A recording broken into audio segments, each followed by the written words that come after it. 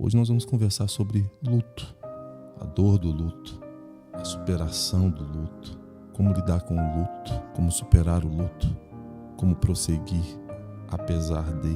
O propósito de termos este podcast é ajudar você que está passando por esse processo e de alguma forma sermos edificados com tudo aquilo que vai ser conversado hoje aqui.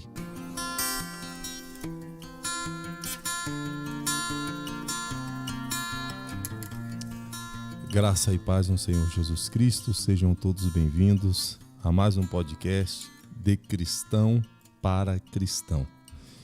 E hoje, para tratarmos de um assunto muito difícil de falar, difícil de tratar, um tema que mais cedo ou mais tarde todos nós, de alguma forma, teremos que lidar com ele.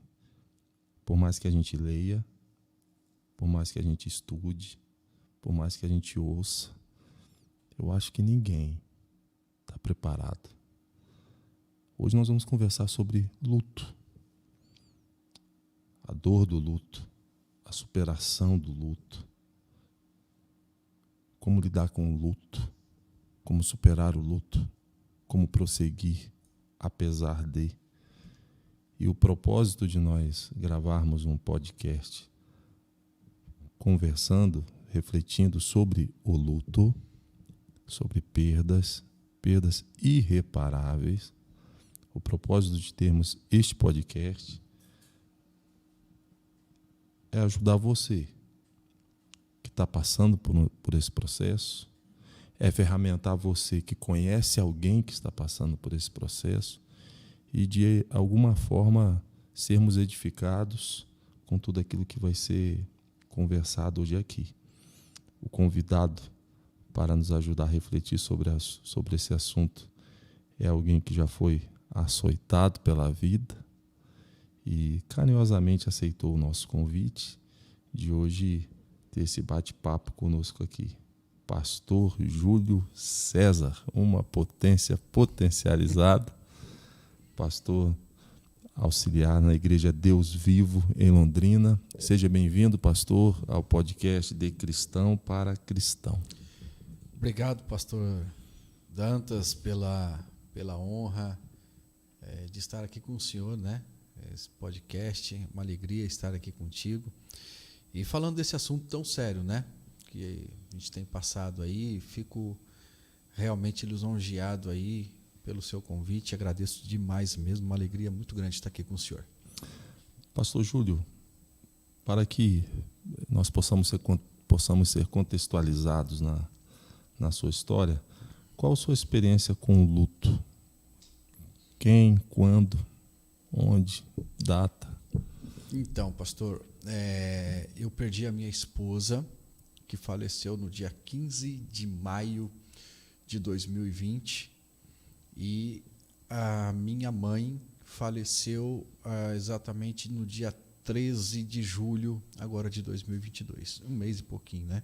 Dia 13, dia 14 agora, nós fez um mês já que eu estava sepultando a minha mãe, né? Então, quando deu 2 anos e 3 meses que a minha esposa tinha falecido, aí eu estava sepultando a minha mãe. Aí, inclusive, até o post do Facebook foi: a minha rainha e a minha princesa agora estão na glória com o Senhor. E qual a causa de ambos? As duas foram acometidas por câncer, né? 2 tipos de câncer diferentes. A minha esposa, eu era líder de casais na Central no ano de 2019. No começo do ano de 2019, ela tentou engravidar, né? Não vingou e tal. E quando foi no meio de 2019, no mês de junho, nós preparando um encontro de casais. Aí você sabe, mulher, né? Vai fazer chapinha, aquelas coisas, né? Tal. Ela foi no cabeleireiro e fez a progressiva, e então fomos pro retiro de casais. E lá no retiro de casais, ela se arrumando para dormir na noite de sábado, ela colocou a mão assim na cabeça e tinha uma bola na cabeça, uma bolinha pequena. Aí ela falou, olha, coloca a mão aqui. Mas o que é isso? Ela falou, não sei. Pode ser que na hora que estava passando a chapinha lá, ou passando o produto, tenha queimado, aí fez uma bolinha aqui. Né? Isso que não deve ser nada, não. E a gente até fez aquela brincadeira, né? A gente tinha muita liberdade, lógico, marido e mulher.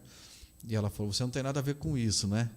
Eu falei, você está de brincadeira, né? Encontro de casais, nós vamos discutir isso, né? Mas assim, a gente nunca brigava, nada. Foi só uma brincadeira mesmo. E, enfim, fomos dormir e tal, e passou. Aí passou os dias, ela pegou e falou, olha, essa bola está aumentando. E aí a gente foi num dermatologista, o dermatologista falou, isso aqui é um cisto sebáceo, eu faço a incisão e tiro aqui mesmo. Você tem que ter um raio-x para saber se é ósseo ou não. E aí tiramos o raio-x, deu ósseo, e aí fomos pro neurologista, o neurologista já mandou para o neurocirurgião, e aí rapidamente ela já fez a primeira cirurgia no dia 23 de agosto de 2019. Segunda abordagem no dia 18 de dezembro de 2019. Terceira abordagem para cicatrização no dia 24 de janeiro de 2020. E aí ela estava bem, fevereiro de 2020, dia 8 de março ela completou 38 anos, e aí no dia 20 de março ela começa a arruinar, começa a pandemia, eu passo 30 dias com ela, e aí no dia 20 de abril de 2020 eu internei ela com um problema na creatinina. Né? Tirou sangue, viu que a creatinina estava alterada, aí internaram ela, aí foi para o isolamento, e aí eu não conversei mais com ela, só o falecimento no dia 15 de maio aí, de 2020. A minha mãe, ano passado, há um ano e pouco atrás, descobriu também um câncer no sistema digestivo, né? Fez todos o tratamento, quimioterapia, radioterapia, fez a cirurgia, colocou a bolsa de colostomia. 60 dias depois que ela tinha feito esse procedimento, ela estava feliz, esperando que viesse agora a engordar, porque a quimioterapia judiou muito dela, né? 60 dias depois, então, ela teve uma tossezinha, minha cunhada estava cuidando dela. Aí levamos para o hospital. Inclusive o Vinícius, meu filho, levou nesse dia, deixou ela e minha irmã lá. E aí começaram a fazer os exames. E aí o médico viu que o pulmão já tinha tomado, e aí o câncer, foram fazer uma bateria de exame, e o câncer tinha tomado já o pulmão, o rim, os ossos, enfim, já tinha tomado todo o corpo. Há uma expressão que diz assim: não subestime a dor alheia. Acho interessante como as circunstâncias têm esse poder de deixar marcas em nós. Por exemplo, o senhor citou aí, por baixo mais 7 datas. E o senhor não está acompanhado por nenhum papel aí. E por baixo o senhor falou datas precisas, da primeira abordagem, da segunda abordagem, da terceira abordagem, da internação, de tal dia, de tantos dias, tal. Deixa eu te dizer uma coisa, eu sempre fui ruim com datas. Eu sempre fui horrível com datas. Eu sabia a data do meu aniversário e do aniversário dela, que eu não podia esquecer, né? Se eu esquecer o aniversário da esposa, é brabo, né? E depois que isso aconteceu, eu lembro de coisas até de antes. Por exemplo, eu lembro quando eu dei aliança de compromisso para ela. A data que nós começamos a namorar, e eu não lembrava. Eu me esforçava, e ela brigava comigo, mas você não lembra e tal. Eu não lembrava. E hoje eu lembro de coisas, de detalhes minuciosos que a minha mente foi buscar. Mas isso tudo depois do luto. Tudo isso depois do luto. Interessante. É muito interessante. É um mistério que, de repente, a ciência aí alguém pode explicar sei lá, mas eu não sei por que a gente lembra disso tudo, não. A memória, então, é uma dádiva, né? É uma dádiva. A memória é uma dádiva. É uma dádiva. Pastor, como descrever, se é que é possível descrever a dor do luto? Pastor, é difícil explicar. A dor do luto não explica. Eu até, depois da primeira cirurgia dela, o médico falou assim, olha, como a incisão vai ter que ser grande, ela perdeu toda a calota craniana, né? Colocou uma placa de titânio. E tem uma veia muito importante que passa aqui bem no meio da cabeça aqui, né? E ele falou, e pode ser que essa veia ela seja, né, ela vai ser afetada. Então é bem provável que ela não saia da mesa de cirurgia. E a minha esposa, depois da primeira abordagem, ela saiu falando do centro cirúrgico. Um amigo estava comigo lá, sentado na sala de espera, e a maca passa pelo corredor e ela dizia, cadê o meu marido? Cadê o meu marido? Né?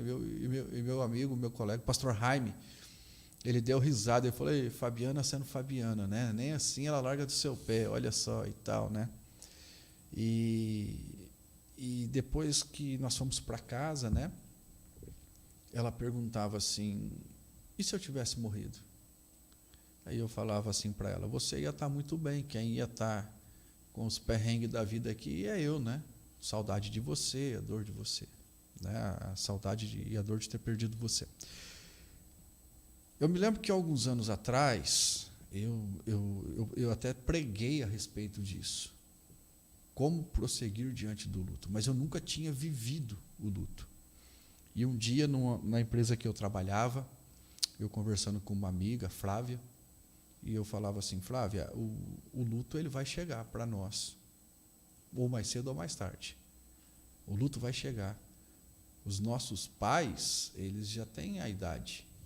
É natural que isso aconteça, né? Porém, a gente tem que se preparar, que uma hora vai acontecer. Mas eu não esperava que seria assim a minha esposa com 38 anos. Jamais. Cheia de sonhos, mais de 70 letras de músicas escritas, né? Tem um grupo que chama Curados para Curar, que sempre, já tem um tempo já que anda comigo, são uma bênção, né? Os meninos são amigos, mesmo parceiros, são como filhos para mim, né? E a gente tinha o sonho de gravar essas músicas, ela cheia de sonho. Eu tinha acabado de fazer uma reforma enorme na minha casa, né? Quarto grande para ela, com closet, com suíte, sabe? E ela projetando fazer os armários embutidos na cozinha e, enfim, fazer toda a decoração da casa, tudo. Você não acredita que isso vai chegar, né? E de repente vem o câncer e em 10 meses levou a Fabiana. E para explicar o luto não explica. O luto não explica. A dor que você vê o outro sentir, jamais você sente.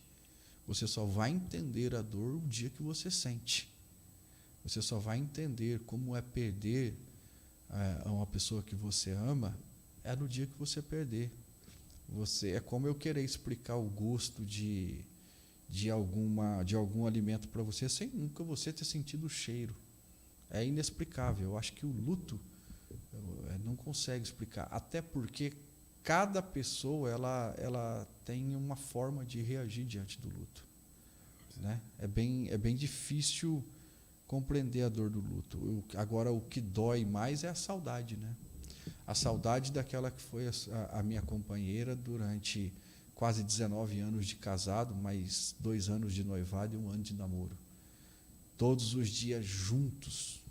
A gente não descolava um minuto. Eu levava de manhã no trabalho, pegava na hora do almoço, levava após o almoço, pegava de tarde, ia para a igreja junto, cantávamos no grupo de louvor junto, eu ia pregar, levava ela ia pregar, eu ia levar ela para pregar, ela ia cantar, eu levava ela para cantar, ou a banda ia junto, aonde um estava, o outro estava. Então, todo momento. Você falou em saudade e dor. Lembro quando meu pai faleceu, eu recebi uma mensagem de uma amiga e nunca mais eu esqueci essa mensagem dela. E já fiz uso dessa expressão algumas vezes na tentativa de ajudar alguém que está passando esse processo. Ela disse assim para mim na mensagem, ela dizia assim, Dantas, nesse momento a dor e a saudade são intensas. Tão intensa que você não sabe nem diferenciar o que é a dor e o que é a saudade. Com o tempo, a dor diminui. A saudade ela não tem prazo de validade. A saudade ela permanece. Mas quando ficar só a saudade, você vai poder lembrar dos bons momentos, lembrar com alegria dos bons momentos que teve com seu pai. Mas hoje sinta a dor. Foi a expressão que ela disse para mim. Você é pastor, cristão. Nós, cristãos, e a Bíblia é enfática, há alguém entre vós aflito, ore. Então nós somos admoestados a orar. Quando você orava, durante o período da enfermidade da sua esposa, da sua mãe, como você orava? Você orava para Deus curar? Você orava para Deus fazer a vontade dele? E como é fazer essa oração, Senhor? Seja feita a sua vontade em algo que para nós é inegociável. Algo que para nós a gente não conjectura, não considera a possibilidade de perder. E muitas vezes a gente fala assim, Senhor, seja feita a sua vontade para coisas triviais. Mas quando a gente se depara com esposa, filho, mãe, não é fácil chegar, Senhor, faça a sua vontade. Não obstante ser isso que a Bíblia nos admoesta. No seu caso, como você orava? Olha, eu fiz um grupo de transmissão no WhatsApp e eu ia às 5 da tarde fazer a visita no Hospital do Câncer de Londrina.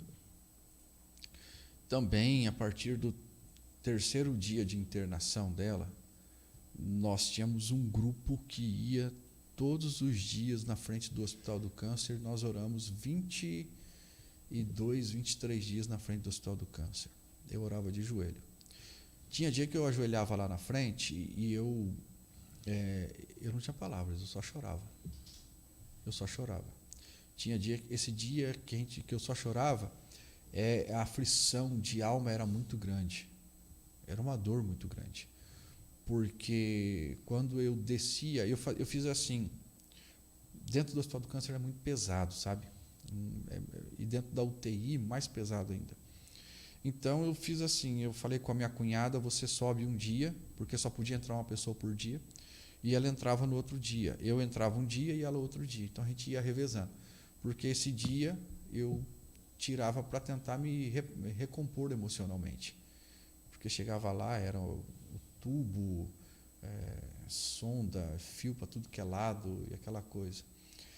Então a cena muito forte, muito forte.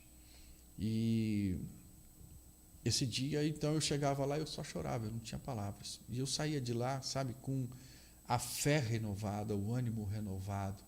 Eu acreditava 110%, 200% que ela ia sair de lá. Eu acreditava, eu falava, Deus vai curar esse câncer. Porque esse câncer que ela teve, chamado mieloma múltiplo, é uma doença que só dá em pessoas de idade, velhos. Tá? E eu falava, não, ela vai se recuperar, Deus vai curar, ela vai fazer o transplante, né? Mesmo sabendo que o mieloma múltiplo não tinha cura, que se ela fizesse o transplante, ela teria... se ela fizesse o transplante desse certo, pegasse, ela tinha mais 5 anos de vida só. Porque é uma doença incurável, né? Então eu falava, não, Deus vai curar e a gente vai fazer a obra junto, né? Então eu orava assim, Senhor, cura, faz o teu milagre, mas seja feita a tua vontade. Sempre, sempre, sempre, sempre, sempre, sempre. As pessoas iam nas janelas do Hospital do Câncer e via aquela multidão lá embaixo, orando, cantando. Chegou dia lá de dar 50, 60 pessoas. Tinha uma igreja inteira lá orando, sabe? Pessoas de várias denominações, amigos católicos, pessoas de outra cidade. Às vezes tinha pessoas com parentes lá também internado ou que tinha ido lá pro ambulatório, né? Para emergência.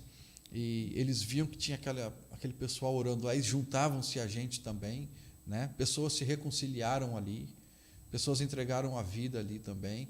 As pessoas que estavam com os acompanhantes dentro do Hospital do Câncer pegava folhas assim e escrevia na folha algum recado para a gente, amassava e jogava lá do 2º, do 3º andar, do 4º andar para a gente. A minha irmã tem tudo guardado isso daí. Milagres aconteceram. E todas as vezes eu orava E eu mandava no grupo de WhatsApp assim, na linha de transmissão. Eu tinha minha fala do diagnóstico, falava o que Deus estava fazendo, ou o que eu achava que Deus estava fazendo, e dizia assim: Deus é soberano, a vontade dele vai prevalecer. Eu sempre tive essa ciência, mas até o último momento eu orei para Deus curar. Sua fala aqui traz à tona uma realidade que ressignifica uma expressão que a gente usa muito, testemunho. Essa expressão, testemunho. Porque quando a gente convida alguém para dar um testemunho, a testemunha que vai testemunhar, ela vai dar um relato. E nós nos acostumamos a considerar que esse relato é um relato de uma intervenção de Deus mudando um cenário. Então, nas nossas igrejas, se nós abrirmos um espaço, vamos ter agora aqui um momento para que os irmãos contem testemunhos. O que todo mundo está esperando ouvir são relatos de intervenção de Deus mudando um cenário. Mas, quando a gente ouve histórias como essa sua, a gente vê que testemunho não é só isso. Claro, existe o testemunho da intervenção de Deus que mudou um cenário, mas existe também aquele testemunho onde Deus deu graça para que nós consigamos prosseguir apesar do cenário. E isso também é testemunho. Isso também é testemunho. Graça para prosseguir apesar de. Isso também é testemunho. Sua mãe ou sua esposa tinham consciência de que estavam na iminência da morte? Se sim, como elas lidavam com isso? Olha, a minha esposa, ela chegou nesses 20 dias, do dia 20 de maio até o dia de maio, não, desculpe, do dia 20 de março, que ela começou a piorar, até o dia 20 de abril, que eu internei ela no Hospital do Câncer. Em casa ela dormia muito e tinha muita dor, porque o câncer, o mieloma múltiplo, ele é a partir da medula óssea que vai causando lesões ósseas, né? Então ela já estava com alguma coisa já na coluna dela, nas costas dela, e ela sentia muita dor. Então eu arrumei aquela cadeira de roda que é usada para banho, sabe? Que ela tem uma tampa de vaso em cima. E eu colocava um travesseiro ali, porque ela era mais compacta, né? Melhor para caminhar dentro de casa do que uma cadeira de roda. Então eu botava uma almofada ou um travesseiro, ela sentava, eu levantava ela, sentava e levava ela ao banheiro e tal, e ela sentia muita dor. E quando a dor era muito intensa, ela dizia assim para mim, eu começava a orar, eu e meu filho orava, a gente estava em isolamento, né? Pandemia, início de pandemia. E a gente orava, e teve uma vez que ela teve tanta dor que ela falava assim: Deus, Júlio, peça para Deus me levar. Peça para Deus me levar. Assim vai cessar a minha dor e a de vocês. Né? A minha mãe, quando ela foi internada, antes de ser internada, ela tinha fé de que ia sair. Nós estávamos preparando já as férias do final desse ano, já, né? Já visto faz um mês e pouco que ela faleceu. Mas quando ela foi internada, que ela começou a ver todo o movimento do hospital, minha mãe era muito ligada, sabe? Ela começou a ver todo o movimento do médico e tal, e ela começou a perceber que, eu entendo, né, que quando o médico passava, a gente conversava com o médico lá fora, conversava na frente dela e tal, e ela percebeu, então eu creio que ela sabia, sim. Tanto é que o pastor Silvio Rodrigues, hoje, se não me engano, ele está pastoreando a igreja da Assembleia de Deus da zona da Quadra Sul, e ele foi fazer uma visita para ela.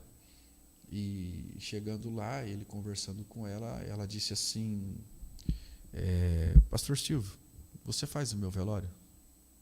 E ele, né, ficou desconcertado, ele me contando depois, né? E então ele foi no dia do velório e fez o culto fúnebre dela. E aí tem uma outra história muito bacana nisso tudo aqui, o porquê que ela pediu, e eu só fiquei sabendo depois no velório. Né? Quer que conta? Fica à vontade.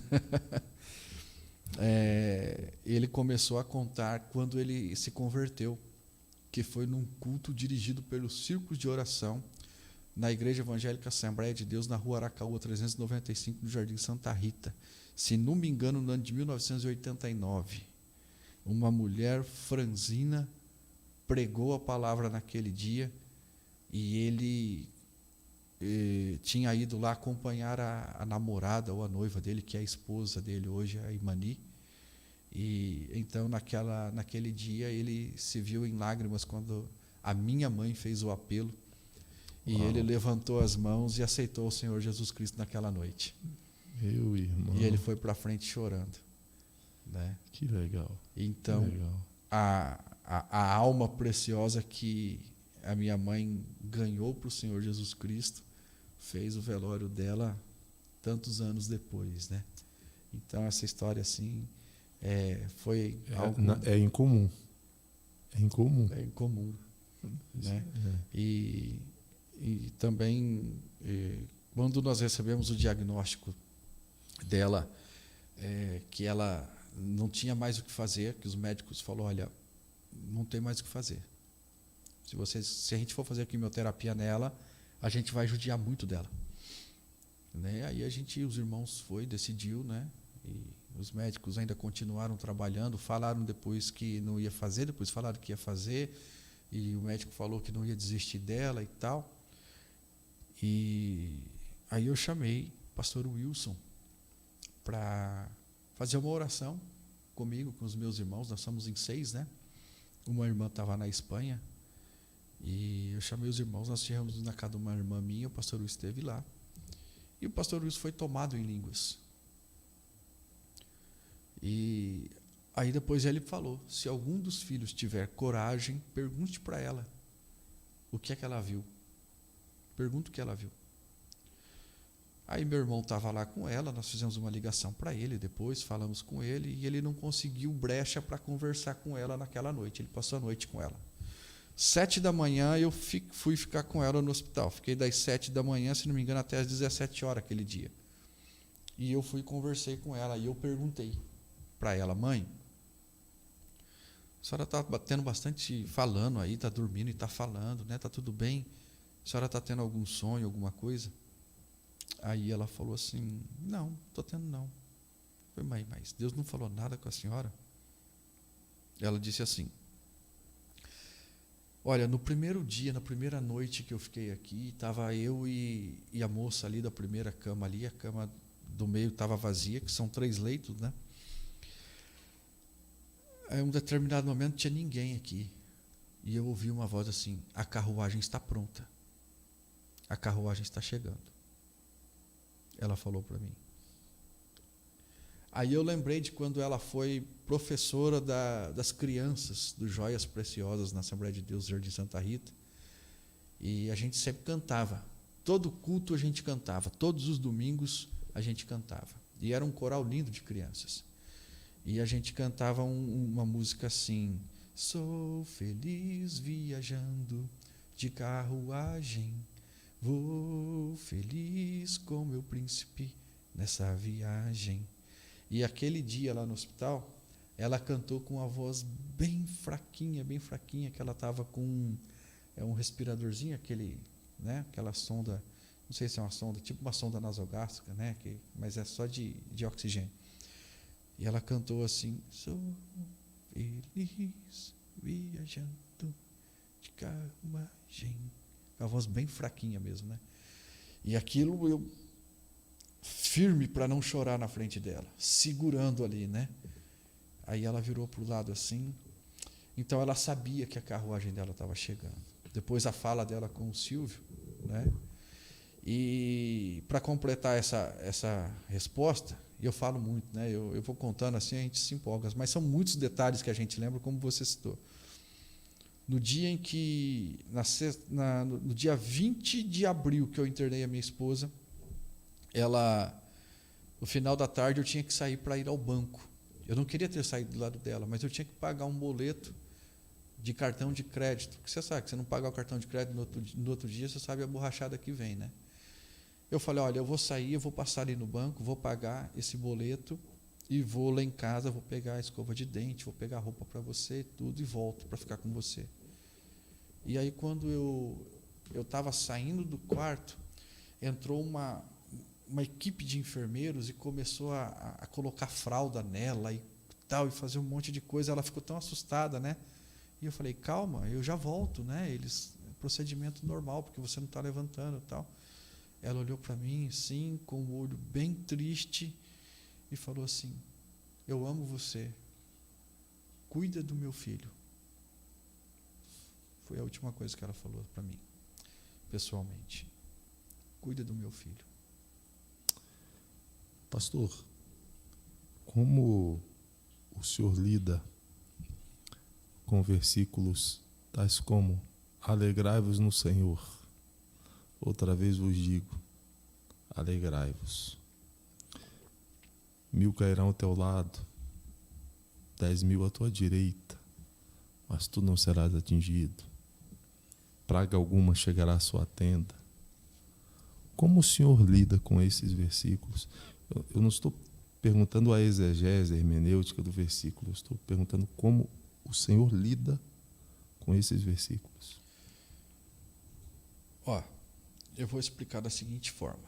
Eu tenho uma sobrinha dela, a Duda, bem pequenininha, e quando a Fabiana faleceu há 2 anos e 3 meses atrás, ela falava bem enrolado, difícil entender. Somente a mãe dela, a Daisy, a Jéssica, a irmã, o Chiquinho, o pai, que compreendia mais ou menos o que ela falava.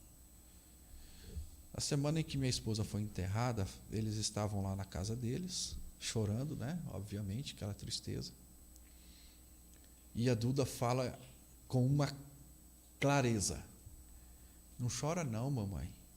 A tia Bi não tem mais dodói na cabeça. Ela canta e bate palma com Jesus. Desse jeito. Esses versículos, para mim, pastor, eu vou te dizer o seguinte: quando eu ouço uma coisa dessa, mesmo vivendo a dor da separação, e mesmo tendo aí muita saudade, eu penso que esse sentimento de querer para mim é um sentimento egoísta. Então, eu alegro-me no Senhor, porque eu tenho certeza que a minha mãe e a minha esposa estão muito melhor com o Senhor do que comigo. Perfeito. Você entende? Então, assim, triste seria se ela não tivesse conquistado algo que nós pregamos, que é alcançar a felicidade plena em Deus. Então, quando as pessoas elas pensam em vencer a doença e tal, isso é legal. Se ela tivesse vencido a doença, pelo menos momentaneamente, porque ninguém fica para a semente, um dia nós vamos morrer mesmo, e quem está vivo morre, isso é fato, né? E eu até digo, às vezes eu vou pregar na igreja, as pessoas, a gente nota uma ou outra pessoa que nos conhece há muito tempo, olha assim, tipo, tadinho do pastor Júlio, né? Tá sozinho e tal, né? E com um olhar de pena, de piedade. Só que assim, o crente, ele tem que estar pronto para esse momento. Só tem 2 jeitos de ir para o céu. Eu falo isso nas minhas pregações às vezes. Um jeito é no arrebatamento e o outro jeito é morrendo. Aí você pergunta na igreja, quem quer ir para o céu? Todo mundo, né? Aí você fala, mas tá pronto para o arrebatamento ou está pronto para a morte? Aí ninguém quer morrer, né? Você não queria que a sua esposa tivesse morrido? Óbvio que eu não queria. É óbvio que eu não queria que minha mãe tivesse partido. Mas Deus tem a forma de levar os seus. Eu estava muito preocupado com o meu filho, porque eu tentava falar com ele assim, filho, e se Deus levar a mamãe? Ele falava assim para mim, pai, você está orando sem fé. Tem que ter fé, pai. Está passando a noite aí orando aí e tal, já perdeu 7, 8 quilos. E eu fiquei daquele jeito. Aí eu chamei o pastor Wilson para conversar com ele. Eu falei, vai 2, 3 horas de conversa. Foi 5 minutos. Ele disse para o pastor Wilson, Deus me deu, Deus tomou. Bendito seja o nome do Senhor. E a gente tinha a convicção que se acontecesse, ela estaria e está nos braços do Pai. Então, esses versículos, alegrai no Senhor, assim, a saudade da pessoa que era a minha metade, né, que deixará o homem e a mulher, deixará o homem seu pai e sua mãe, unir-se à sua mulher, serão ambos uma só carne. Então, foi cortada a metade de mim. Foi tirado a minha metade. E isso dói demais. Mas a maior vitória do crente é quando ele alcança os céus de glória, o paraíso. Logo, alegrar no Senhor é porque você vê que alguém conseguiu a vitória. Então, logo, para o cristão, a morte não é uma derrota, é uma vitória. E por que nós entendemos o Evangelho como que a morte fosse uma derrota? A morte nunca é uma derrota para o cristão. A morte é uma vitória. Triste é ficarmos aqui com a saudade, mas eu alegro-me no Senhor, porque ela está feliz no Senhor. A minha mãe, a minha irmã está em viagem agora para Santa Catarina, ela mandou umas fotos e tal, e quando ela viu uma carruagem no lugar que ela está lá, ela fez questão de parar assim. Aí ela falou, olha a carruagem da mãe. Aí minha outra irmã falou assim, não, essa não é a da mãe é de ouro. Entende? Então, como é que eu vou viver introspectivo, triste, cabisbaixo, sabendo que elas alcançaram uma vitória que eu almejo? A saudade fica, mas a convicção de que há um lugar que o Senhor preparou para nós, ela é muito maior. Perfeito, pastor. Esse alegrai-vos no Senhor é como o próprio texto diz, no Senhor. E esse no Senhor, não poucas vezes, significa olhar além da linha do horizonte. Além da linha do horizonte. Como nós temos a nossa visão muito cartesiana, né? Nós focamos muitas vezes no que está aquém do horizonte, que são nas contingências, né? Nos cenários contingenciais. Mas a nossa esperança está no Deus soberano, que controla tanto o que está aquém da linha do horizonte, que é aquilo que eu entendo, que eu compreendo, que eu enxergo, como também controla aquilo que está além do horizonte. O Senhor orou, sua família orou, sua igreja orou, seus amigos oraram. Alguns oraram dizendo, seja feita a sua vontade. Outros oraram dizendo, Senhor, cura. Aprove a Deus recolher sua mãe. Aprove a Deus recolher sua esposa. Hoje, quando o Senhor está em um culto e o Senhor ouve alguém pedindo oração, irmãos, orem pela minha esposa, pela minha mãe, pelo meu irmão, pelo meu filho, para que Deus possa curá-lo. Como o Senhor reage hoje quando o Senhor ouve esses pedidos de oração? A minha reação é de muita fé. A minha reação é de muita fé. Na ocasião da primeira cirurgia, tinha uma jovem que terminou a cirurgia, ela foi levada para UTI. A cirurgia foi na sexta-feira, ela ficou sábado e domingo pela manhã na UTI. No sábado eu fui fazer uma visita na UTI e tinha uma moça muito nova, aproximadamente ali uns 20, 22 anos, sentada ali aguardando para fazer a visita. E eu sentei do lado dessa moça e estava aflito, né, querendo entrar. Teve uma intercorrência na UTI e não deixaram a gente entrar. Nós tivemos que ficar uns 40 minutos esperando. Eu comecei a conversar com essa moça. Perguntei, quem que está lá dentro? Ela falou, minha irmã, 16 anos.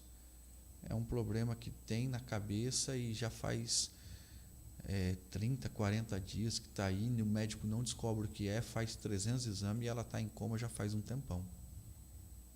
Faz um tempão que ela está em coma. Isso no sábado. E eu falei, minha esposa está ali também, tal, aconteceu isso, fez uma cirurgia na cabeça, tal. Aí eu fui tocado e eu falei para ela assim, como que é o nome da sua irmã? Ela falou. Eu falei, e o seu? Ela também disse. Eu falei, você permite, não sei a sua religião, mas eu vou entrar lá. Você permite eu fazer uma oração para sua irmã? Claro, toda oração é bem-vinda, pode fazer. Aí eu entrei, fiz a visita para minha esposa, conversei com ela, tudo. E a hora que eu estava saindo, eu vi a cama dessa moça, o nome lá no cantinho. E na hora que eu cheguei perto dela, a perna dela começou a balançar. Eu dei 2, 3 passos para trás, as equipes médicas para lá e para cá. Eu levantei a minha mão assim, fiquei de longe e fiz uma oração. Quase não mexi os lábios, mas estava orando. A perna dela começou a sacudir. E sacudiu. Aí veio um enfermeiro e falou, o que está acontecendo aqui? Eu falei. Aí ele olhou para mim e falou assim, eu falei, essa aqui é a fulana? Ele virou as costas e falou assim, isso aí é um caso, não tem mais jeito. Eu falei, sério? É complicado. Eu falei, meu Deus.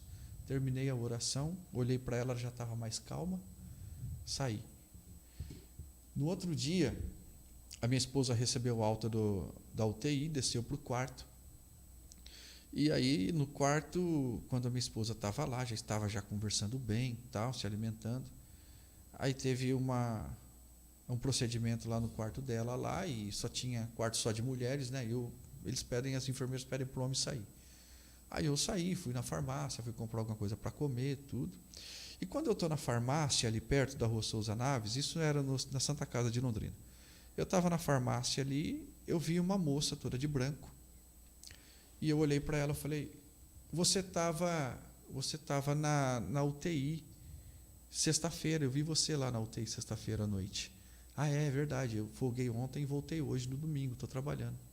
Você é quem? Eu falei, não, minha esposa estava na UTI, saiu hoje cedo da UTI. Quem que é a sua esposa? Eu falei, a Fabiana. Eu lembro da Fabiana, tal. Eu falei, escuta, tem uma moça lá de 16 anos. A fulana?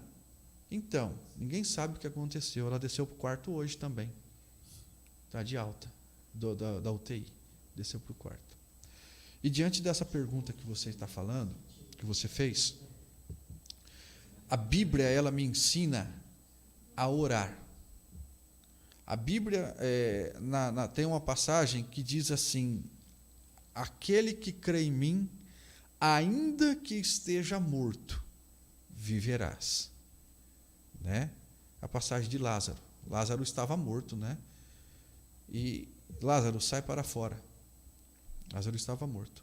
Então, em nome de Jesus, pode chegar com o diagnóstico que for para mim.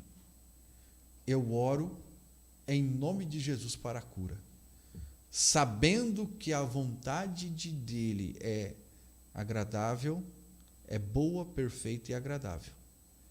E vai se cumprir o que ele quer. Mas eu oro até o último minuto para que Deus venha com a cura. E Deus cura. E o que é mais emblemático para mim, sabe o que é? É que o pastor, antes de vir voltar aqui, eu fui 16 anos no Portal dos Ramos, da Deus Vivo Portal dos Ramos, fiquei 4 anos na Central, na Deus Vivo Central, e volto agora para ajudar o pastor Wilson aqui no Portal dos Ramos. E o pastor Jurandir, que é o nosso pastor presidente da Deus Vivo, ele sempre falou lá, você tem o dom de cura, pastor Júlio, pode orar por cura, pode orar por cura.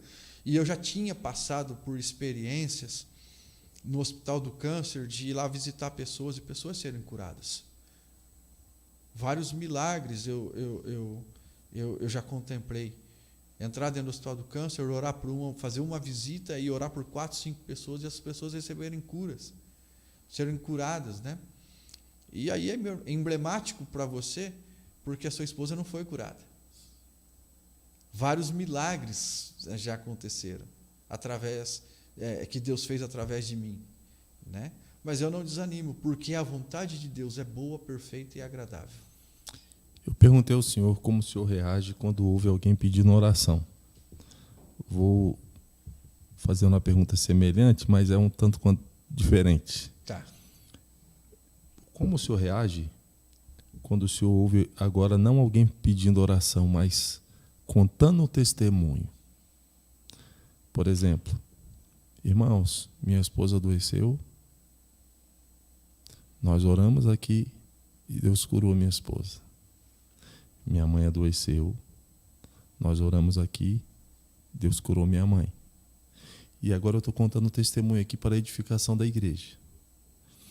Como que você, o que é que você sente? Essa pergunta ela é interessante, porque nós temos muita gente nas nossas comunidades de fé que orou, a igreja orou, mas aprove a Deus recolher. Aprove a Deus recolher. E aí, de repente, chega alguém para contar o testemunho. Irmãos, nós pedimos oração aqui, Deus interviu e Deus curou. Eu pergunto ao senhor, o que se passa na sua cabeça? O que você pensa na hora assim? Será que você pensa, poxa Deus, o senhor interviu aí, não interviu aqui? Por quê? Passa esse tipo de questionamento? Ou o senhor já está pacificado com isso? Como é que é? Não, muito tranquilo, porque há tempo de rir, há tempo de chorar, há tempo determinado para todas as coisas, né? E eu creio que se a igreja, por exemplo, lembra que eu falei alguns minutos atrás de uma linha de transmissão que eu colocava, eu dava o diagnóstico do dia da visita da minha esposa? Pastor, eu não consigo mensurar para você o tanto de pessoas que nós tínhamos orando. Eu fui da Igreja Evangélica Assembleia de Deus, estou na Deus Vivo, passei pela Igreja Presbiteriana quando eu conheci a minha esposa, a minha finada esposa. A minha irmã é de outra igreja Deus Vivo. Meu pai é muito conhecido no meio evangélico, né? E eu tenho muitos amigos, então assim, Facebook, WhatsApp, grupos de WhatsApp, pastores, grupo de oração. Então eu tinha pessoas de vários estados brasileiros. Por exemplo, tem relato de um grupo de oração que chegava lá, o pedido lá é para orar para a mulher de um pastor da Deus Vivo que está internada em estado grave na Santa Casa. Daqui a pouco, é para orar para a irmã Fabiana, tal. Mas essa irmã não é a esposa do pastor Júlio, lá da Deus Vivo? Então nós já oramos. Daqui a pouco chegava de novo. Então isso era nos grupos de oração das igrejas, no grupo de círculo de oração de todas as igrejas, presbiteriana, enfim, se eu for falar as denominações aqui, aí tem pastores fora do Brasil que oraram, Estados Unidos, Japão, Portugal, Inglaterra, vinham os relatos para a gente, né? Amigos de todos os estados, parentes e tal. Então, assim, foi uma corrente de oração muito grande. Todos esses oraram com a mesma fé que eu orei. Cura, Senhor, mas faz a sua vontade. Então, quando eu vejo que Deus ouviu a oração da igreja e curou alguma pessoa, eu falo assim, glória a Deus, porque a palavra de Deus é poder. E Ele deu vida e está dando oportunidade, às vezes para essa pessoa se consertar, às vezes para essa pessoa se consertar e se engajar no ministério e cumprir o propósito dele. Entende? Então eu penso tudo nisso. Eu não penso só no milagre em si, pastor. Eu penso que o milagre ele vem acompanhado de propósito. E Deus, quando faz o milagre na vida de alguém, Ele quer cumprir o propósito. Tanto o milagre vem acompanhado de um propósito, como a lágrima vem acompanhada por um propósito. Também.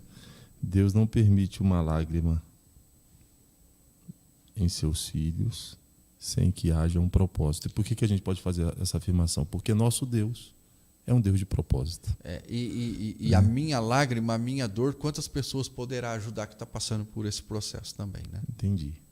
Pastor Júlio, que palavra ou que conselho o senhor daria a conselheiros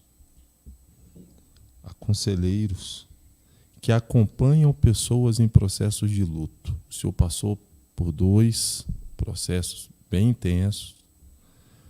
E provavelmente alguém chegou para lhe dar o suporte, para falar alguma coisa. E sempre tem aquela pessoa que muitas vezes tem a boa intenção, não é? A boa intenção, mas talvez ou por falta de informação, ou por algum preconceito, ou por alguma falha doutrinária, acaba falando alguma coisa ali que excede um pouco, né? Então, que conselho o senhor daria a conselheiros, a irmãos que estão acompanhando outros em processo de luto? Olha, para você fazer esse trabalho de capelania no luto, sabe o que foi engraçado? O pastor Lúcio, na Igreja Central, quando a minha esposa fez a primeira cirurgia, hoje eu consigo enxergar isso. Na época Deus falava comigo que talvez seria isso, mas eu não acreditava que seria isso, porque eu queria a cura. Eu queria a cura, a todo custo.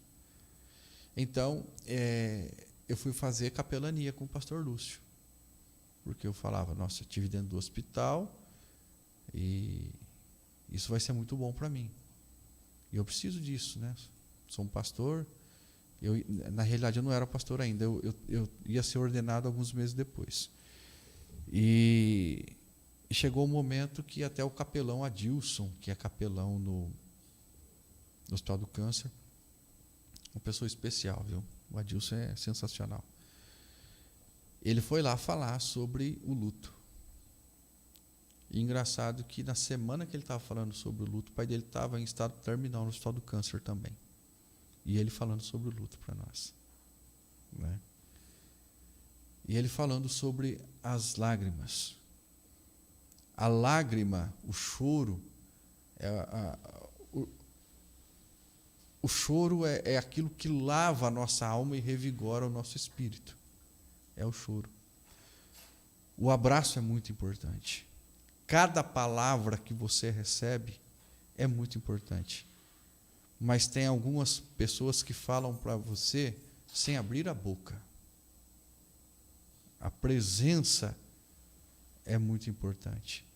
Então, nesse trabalho de capelania, a palavra que eu dou é que você busque no Espírito Santo a direção. Para que você não chegue lá falando nas emoções e fale aleatoriamente. Porque eu vou falar uma verdade.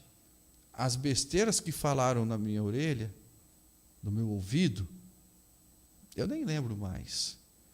Mas as palavras que foram ditas pelo Espírito Santo através de alguém, e o abraço que foi dado, aquele abraço de compaixão, aquele abraço que realmente você sente Deus abraçando através das pessoas, é um abraço curador.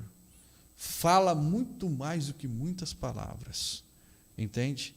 Então, assim, quando você vai fazer esse acompanhamento, não vá sozinho, não. Não vá só você, não. Vá com o Espírito Santo.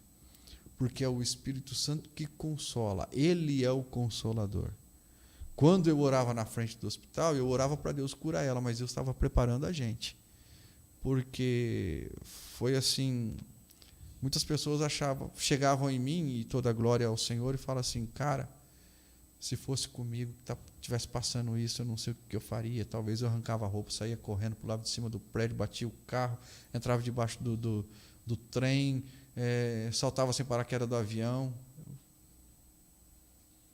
Você está precisando de Deus, né? Em outras palavras, se você não sabe o que falar, não fale nada. Não fale nada. Só abrace. Só abrace. Chore junto. E que a sua presença seja o abraço. Exatamente. Sejam as palavras. Exatamente. Pastor, pode ser que nós não temos um controle até onde vai o vídeo e o áudio desse podcast, não é? E pode ser que alguém que esteja nos assistindo ou nos ouvindo agora esteja passando por um processo de luto. Tenha perdido alguém. Que palavra o senhor deixaria para essa pessoa? Busque a Deus. Busque ao Senhor. Vá para a oração. Leia a palavra de Deus.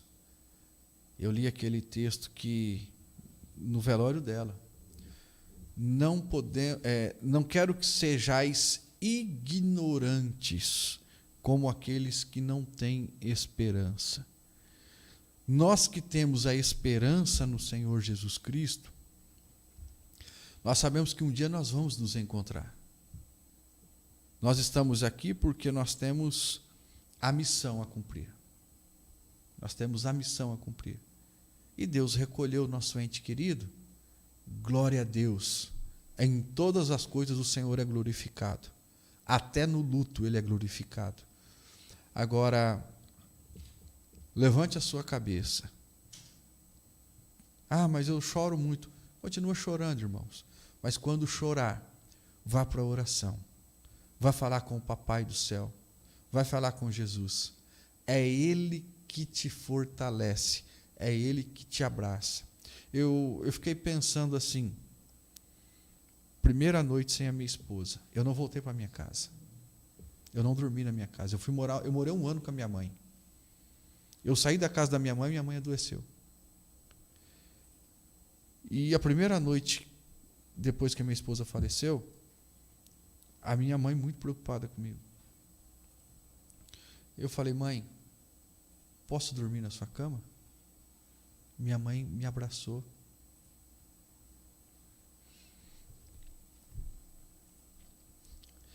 Eu dormi igual uma criança aquela noite. Minha mãe não falava nada. E aí eu quase entrei em crise, porque eu falei, quando a minha esposa faleceu, minha mãe me abraçou. Agora minha mãe foi. Como é que eu faço? Mas o Espírito Santo estava lá, o tempo todo me abraçando. Como diz o mineiro, né? Garrado em mim, assim, ó. Garrado em mim. E o conforto vem. O conforto vem. Busque a Deus. O Espírito Santo, ele está todo tempo pertinho de você. A palavra do Senhor diz que perto está o Senhor. Ele está pertinho de você. Busque a Ele e Ele te dá força, Ele te dá o consolo. Aí você vai olhar para você e vai dizer assim, nossa, mas eu não sabia que eu tinha essa força. E a verdade é que você não tem essa força vem dEle.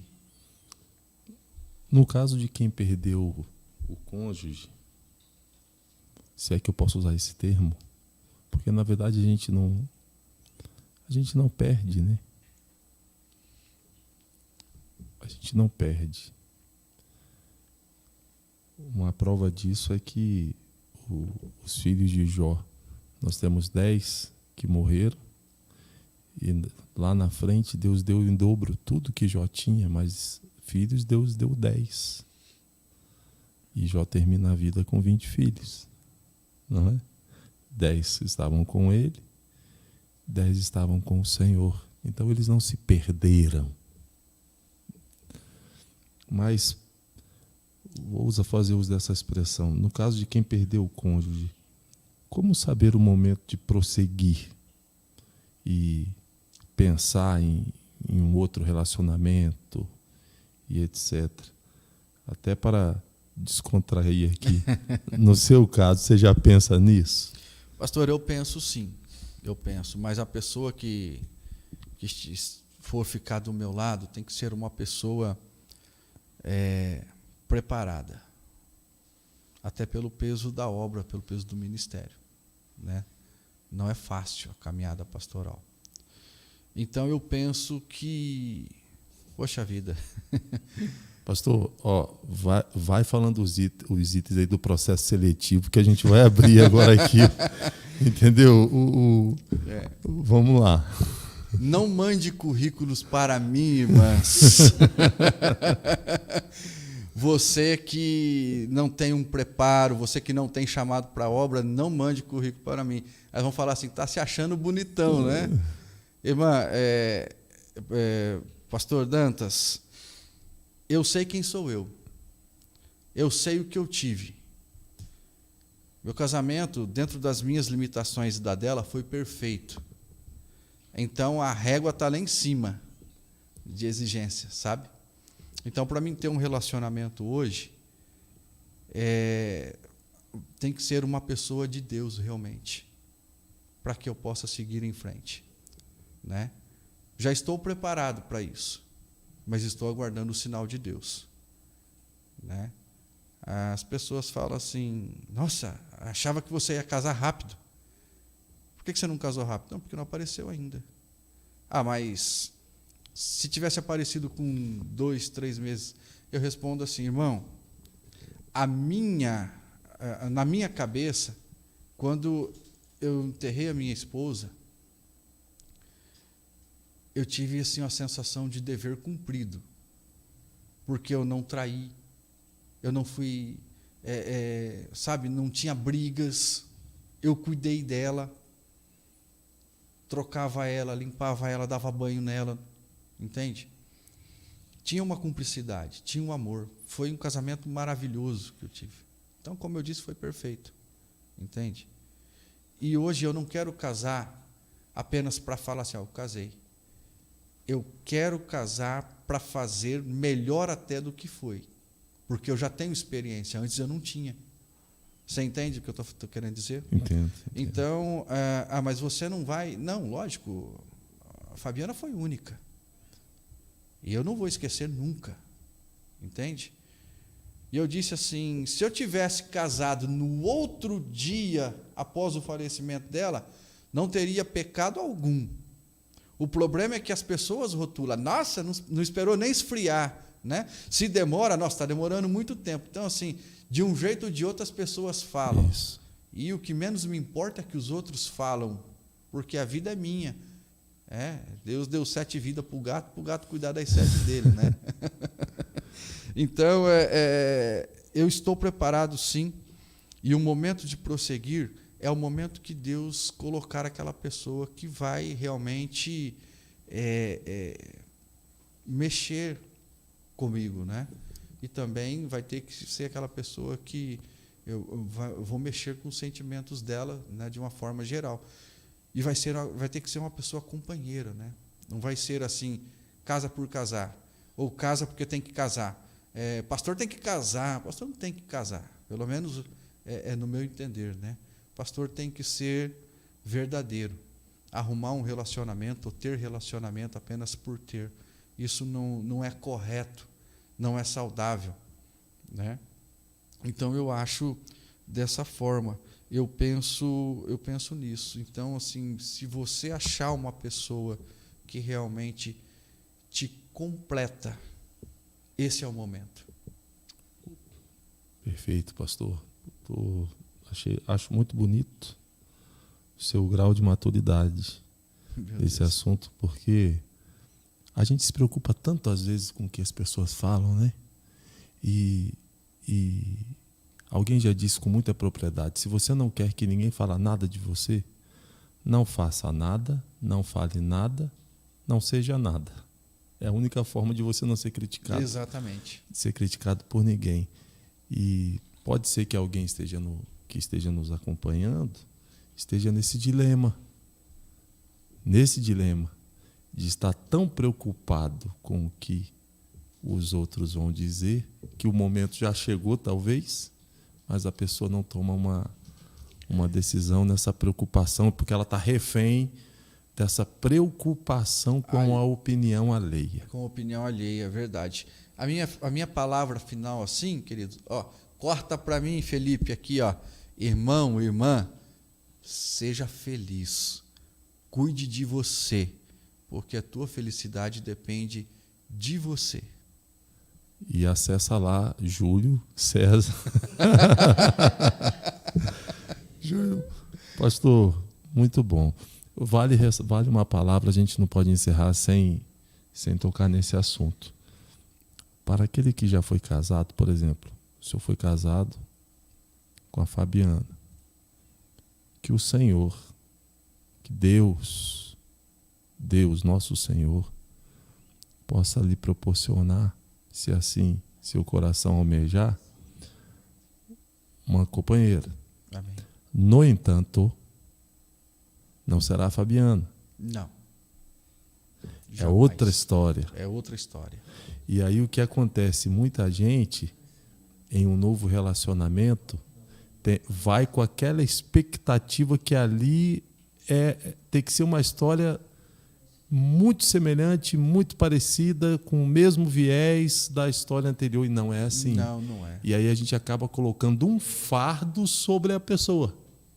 Porque a gente quer exigir a mesma postura, a mesma resposta, as mesmas atitudes, etc. 8 bilhões de pessoas no mundo, ninguém é igual a ninguém, ninguém tem digital igual a ninguém, Exatamente. ninguém tem um DNA igual a ninguém. E Deus tem um mistério para revelar para cada um. Cada um é usado de uma forma diferente. Deus tem uma forma diferente para cada um, né? Então, assim, eu acredito que é uma nova história daqui para frente. Pastor, muito obrigado. Eu que agradeço, muito bom estar aqui com você, muito bom falar desse assunto com você, e é um assunto que nos fortalece e nos revigora a cada dia. E é um detalhe que quem passa por luto também e ainda se sente muito bloqueado, converse, chame alguém, vai no gabinete pastoral, chame um amigo, uma amiga, conversa, fala, isso é bom. Pastor, olha, momento maravilhoso o senhor nos proporcionou aqui. Tenho certeza que muita gente vai ser edificada.